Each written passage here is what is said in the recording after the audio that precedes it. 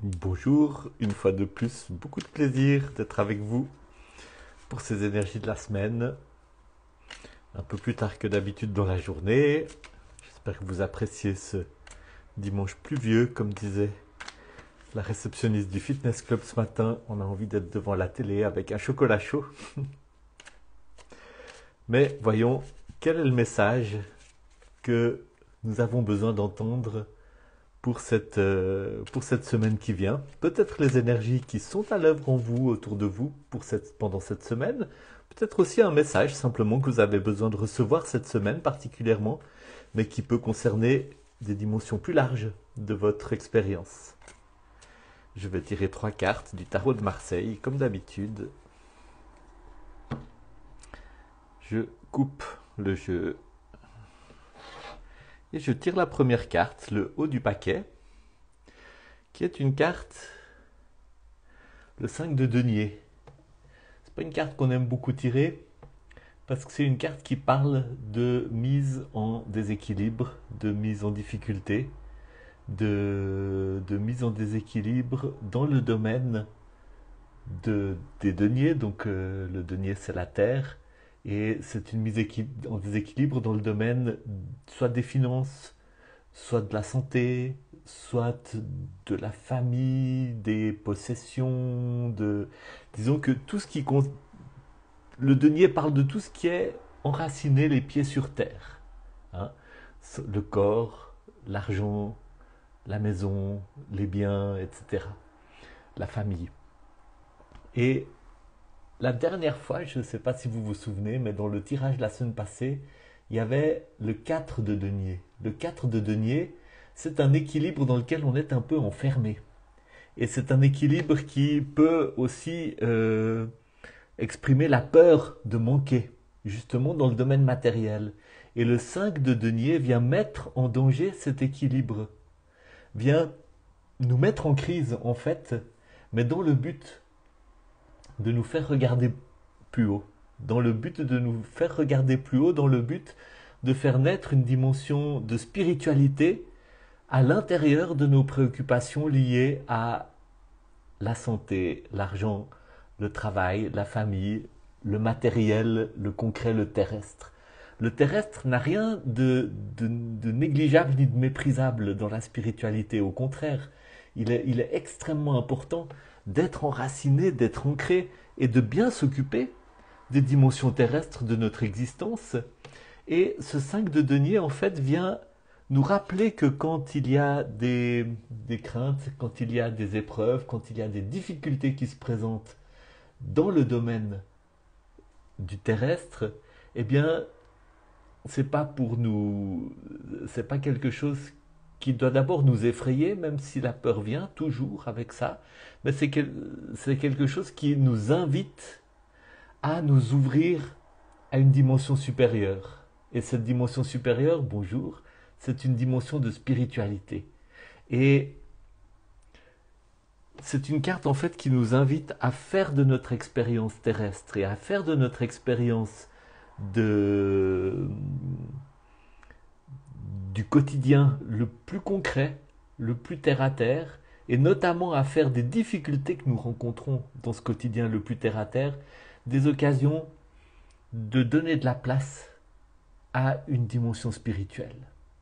Et pour donner de la place à une dimension spirituelle, il ne faut pas ignorer la peur, il ne faut pas ignorer l'angoisse, il ne faut pas ignorer tout ce qui se passe en nous, hein. On pourrait se dire, ce qui est spirituel, c'est de ne pas ressentir des choses, c'est d'avoir toujours confiance, etc. Ouais, ouais, d'accord. Racontez-moi ça une fois quand vous aurez des vrais problèmes de santé ou des vrais problèmes financiers ou des difficultés profondes. Euh, non, c'est d'embrasser tout ce qui se passe, c'est de donner de la place à toutes les émotions qu'on ressent et en même temps de s'ouvrir à une dimension de spiritualité, peut-être en appelant à l'aide, peut-être en cherchant l'inspiration, peut-être en se tournant à l'intérieur de nous-mêmes pour nous connecter avec cet espace en nous qui, qui sait où est le nord et qui nous aide à nous orienter et qui nous aide à bien mener notre barque, même au milieu des difficultés. C'est une des choses que j'essaye de communiquer et de faire expérimenter à mes étudiants dans les cours de méditation que je donne tous les 15 jours le mardi soir. C'est cette connexion avec cet espace en nous qui peut s'appeler notre sagesse intérieure. Et quand on arrive à se connecter à ça, il y a effectivement quelque chose qui nous aide à nous orienter au milieu des situations qui nous mettent en difficulté, qui nous mettent en danger. Voilà, j'ai parlé un peu longtemps de cette carte, mais c'est important, parce que c'est une carte, effectivement, qui adresse une invitation qui n'est en même temps pas facile, mais qui est en même temps pleine de beaucoup de promesses. Voyons la carte qui sous-tend, l'énergie qui sous-tend cette mise en difficulté. C'est le mat. C'est le premier arcane majeur du tarot. C'est celui qui n'a pas de chiffre. C'est celui qui est indéfini. C'est celui à qui tout est ouvert. C'est celui qui ne sait pas c'est celui qui ne sait pas qu'est-ce qu'il y a devant lui. Et c'est magnifique de voir ces deux cartes ensemble. Parce que là, il parle d'une mise en danger, d'une difficulté, mais là, il y a ce mat qui part à l'aventure. Avec son baluchon, avec ce petit chien derrière lui qui, on ne sait pas s'il le pousse ou s'il joue avec lui et qu'il lui saute de joie autour de lui parce que on part en promenade, hein, vous connaissez les chiens qui sont des fois tellement contents quand on peut partir à l'aventure, quand on peut ouvrir la porte et sortir. Et il y a quelque chose dans ce 5 de denier qui dit, ben voilà, c'est le moment d'ouvrir la porte et il y a un appel de partir à l'aventure et ce mat, eh bien, il représente un grand appel de l'univers, un grand appel à ne pas rester figé dans vos fausses sécurités, à ne pas rester figé dans ce qui peut-être vous rassure, mais aussi vous enferme, mais à vous mettre en route pour votre voyage, à faire de votre vie ce voyage du héros dont parle Robert Campbell, par exemple, à faire de votre vie une occasion de grandir, une occasion d'apprendre, une occasion de vous ouvrir à l'univers, à la spiritualité, à la vie dans toutes ses dimensions. Et voyons où ça nous mène avec la carte qui est sous le paquet, la résultante ou l'énergie supérieure. Et c'est un cavalier, c'est le cavalier de bâton. Et le bâton, c'est une couleur qui parle de feu. Autant le denier, c'est la terre, autant le bâton, c'est le feu. C'est les projets, c'est la créativité, c'est la spiritualité aussi dans ce qu'elle a d'actif.